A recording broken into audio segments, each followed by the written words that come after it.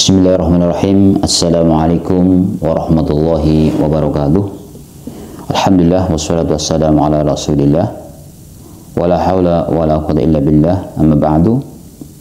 Kaum muslimin wal muslimat rahimani wa rahimakumullah ajma'in.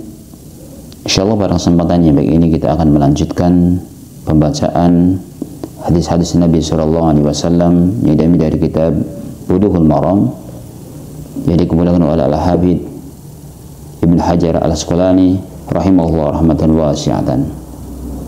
Masih pada bab salat sunnah. Di sini masuk pada permasalahan salat sunnah rawatib yang 12 rakaat di sini. Hadis yang ke-284 dari Ummu Habibah Ummul Mukminin radhiyallahu anha. Beliau berkata,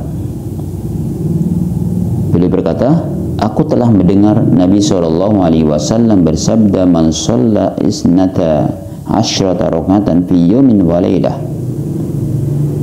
Barang siapa yang sholat 12 rakaat dalam sehari semalam, apa balasannya?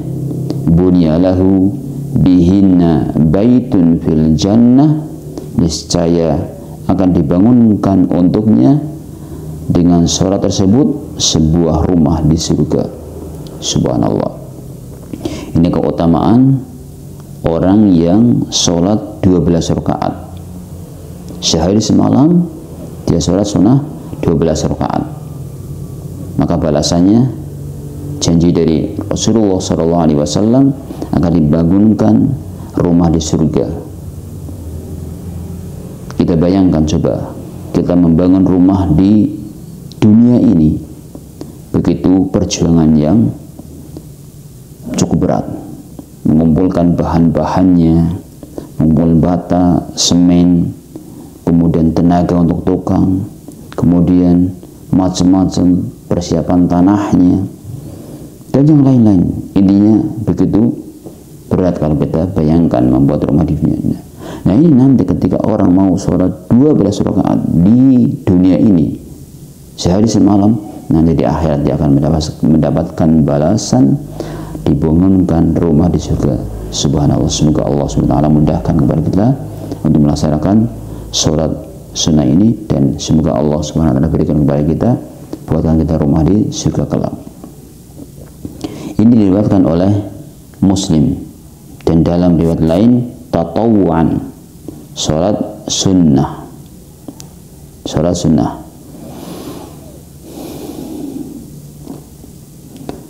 Kemudian pertanyaannya, untuk sholat sunnah yang 12 rakaat itu kapan saja?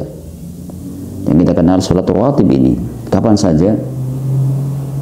Kita simak berikutnya dalam riwayat At-Tirmidzi, meriwayatkan hadis senada, dan beliau menambahkan arba'an qabla adh-dhuhri, 4 rakaat sebelum zuhur, wa raka'ataini ba'daha, dan 2 rakaat setelahnya.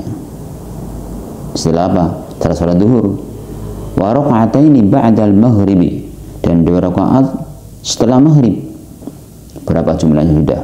4 tambah 2 6 tambah 2 8. Wa raka'ataini ba'dal isya, dan 2 rakaat setelah isya. Berapa? 10. Wa raka'ataini qabla salatil fajri, dan 2 rakaat sebelum fajar. Jadi jumlah semuanya ada berapa? 12 di sini. Ini kaitannya dengan hadis sebelumnya juga, bahwa ketika sholat 12 rakaat ini akan dibangunkan rumah di dalam surga. Yaman hadis ini hadis yang sahih, diriwayatkan oleh Tirmidzi juz yang kedua halaman 274, dan beliau berkata hadis yang hasan sahih, dan disahihkan oleh Syekh kami itu Syekh Albani dalam Sahih Sunan At-Tirmidzi juz yang pertama halaman 131. Dan dalam riwayat Imam yang 5 dari Ummu Habibah man hafadha ala arba'in qabla dhuhri wa arba'in ba'daha harramahu Allahu 'alan nar. Ini keutamaan lebih khusus lagi ketika orang menjaga, barang siapa yang menjaga 4 rakaat sebelum zuhur dan 4 rakaat setelahnya, apa katanya? Harramahu Allah 'alan nar. Allah mengharamkan dia masuk neraka. Jadi Allah akan mengharamkannya masuk ke dalam neraka.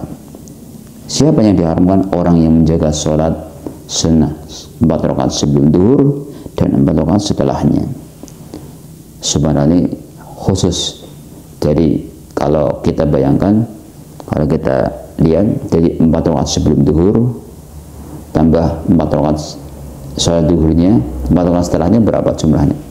12 rakaat ini untuk gabungan antara satu waktu itu, sebelum zuhur, pas zuhurnya, setelah zuhur. Subhanallah, makanya pantas balasannya Allah haramkan untuk masuk ke dalam neraka.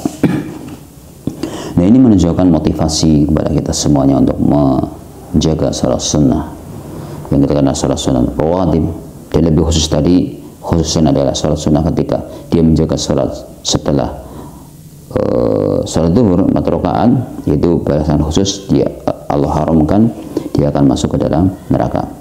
Nah, ini semoga Allah Subhanahu wa taala mudahkan kepada kita semuanya untuk melaksanakan sunnah-sunnah Nabi sallallahu alaihi wasallam. Salah satu adalah salat sunnah rawatib, salat sunnah yang mengiringi salat wajib ini. Hanya kita mohon kepada Allah Subhanahu wa taala, semoga Allah kuatkan Islam dan iman kita semuanya. Subhanakallahumma wa bihamdika asyhadu an la ilaha illa anta astaghfiruka wa atubu ilaik. Assalamualaikum warahmatullahi wabarakatuh.